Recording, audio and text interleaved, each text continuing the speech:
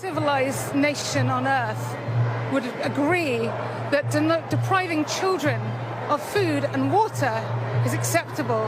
I'm here because I'm a human being, and anyone with a conscience believes that a civilian population should never be punished in this way.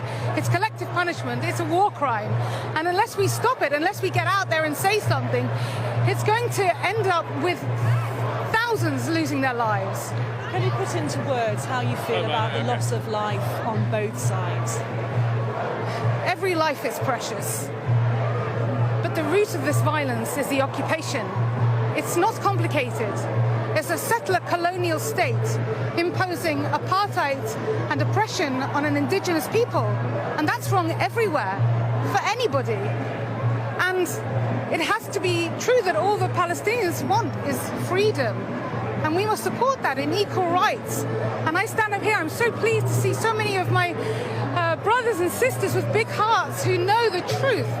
And the Western media has a duty now to tell the truth about what's happening, because I am seeing the worst horrors I could ever have imagined. I grew up in the shadow of the Holocaust, and we said never again, and that means never again for anyone. And I beg of anyone, if they have a conscience, get out there and speak and demand your leaders speak. There seem to be, of course, deep divisions on either side, but you've come out today and you were telling me earlier that this is about being a human, a fellow human being. I'm so thrilled to be here among my brothers and sisters who can see the truth, despite all the propaganda and the lies and the bias and the prejudice that we see in the Western media.